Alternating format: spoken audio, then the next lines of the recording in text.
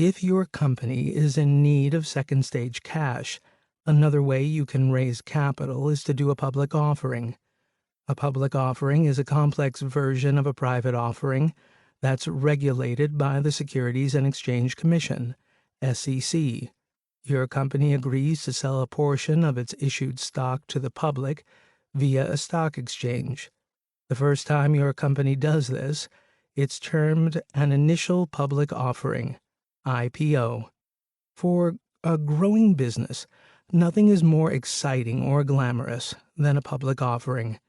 It can be prestigious and very lucrative, among many other benefits. The public offering provides a way for founders and investors to reap the rewards of their efforts by selling off a portion of their stock.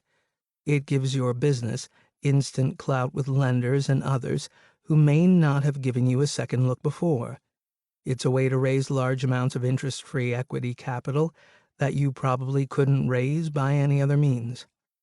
You can use stock in the company as an incentive to attract top people to your organization. Because of the prestige of being a public company, it's easier to negotiate deals with suppliers, customers, and creditors, and to form strategic partnerships with other companies. With public offerings, market timing is everything. IPOs are subject to seasonality, which means that sometimes markets are favorable to them and sometimes they're not. Timing for the business is important too. One rule says to consider an IPO when your company's need for growth capital exceeds its debt capacity. Before you decide to jump on the bandwagon and join the throngs of businesses queuing up to do an IPO, take a serious look at some of the disadvantages of being a public company. Then decide if you still want to do it. Statistics make the picture very clear. Going public is a very expensive process. Going public is a time-consuming process that can take from 6 months to a year to complete. Just learning about the process and what's required of you takes a lot of time. And you need to prepare far in advance of the actual IPO process because it will take time to get your business in shape financially. For one thing, you need to put a team together that will help the company through the process. You also need at least 3 years of audited financial statements, hence the importance of knowing that you eventually want to do an IPO long before you actually do it. When your company becomes a public company, everything you do becomes public knowledge, including all your financials. Consequently, you're subject to scrutiny by the government and the public in general. A public company is responsible first to its shareholders and second to its customers, employees, and other stakeholders. The board of directors and the shareholders now control your destiny. A public company, therefore, faces intense pressure to perform quickly. Shareholders tend to focus on short-term goals that produce high earnings and higher stock prices, even if those goals threaten long-term performance. The reporting requirements to the SEC necessitate the hiring of a full-time person to manage everything, which is costly and time-consuming. Public companies are subject to Sarbanes-Oxley. Making decision to hold an IPO is just the first step. Here's what happens during an IPO. 1. After you definitely decide to go for an IPO, you must locate an underwriter or investment banker to sell your securities and manage the IPO process. This step isn't as easy as you may think. The more prestigious firms are very picky about whom they represent, so you probably need to get to them via referrals. Always check out any underwriter that you're considering using. Make sure that the underwriter has a good track record of successfully completing an IPO. Not all IPOs succeed.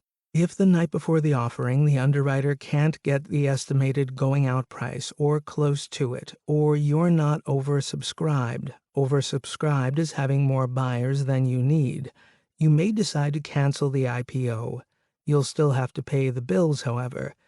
If you do go forward, Find a good investment bank that can guide you through the process and afterward offer you financial advice, assist you in buying and selling stock, and help you maintain the interest of the public in purchasing its stock.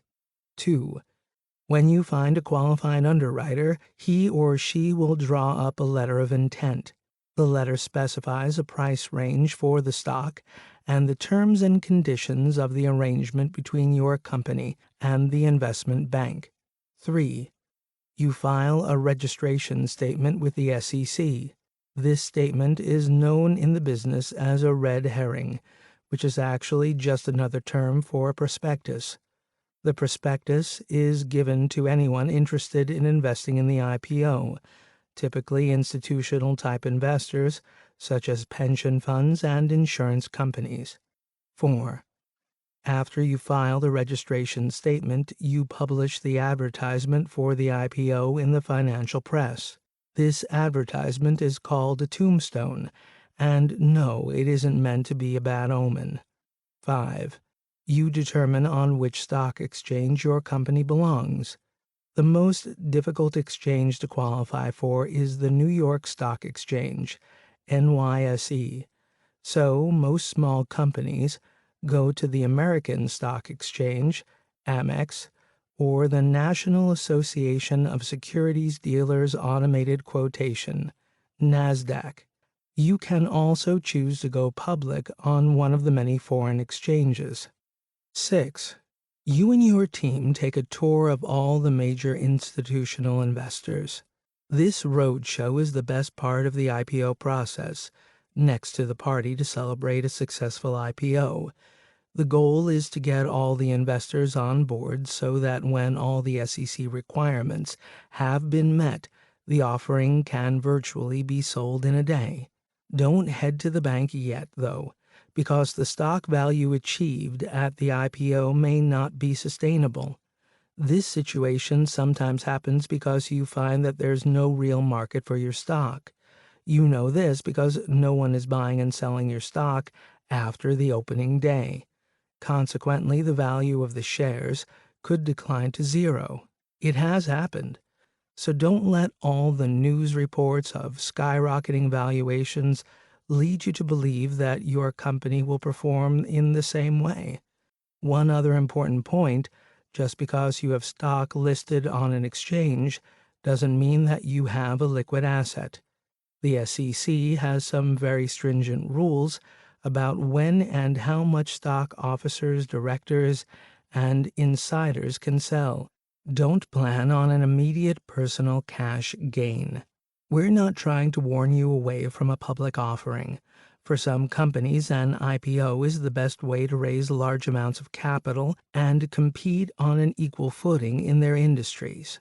Just make sure that you consider carefully all the ramifications of going public before making the decision to do it.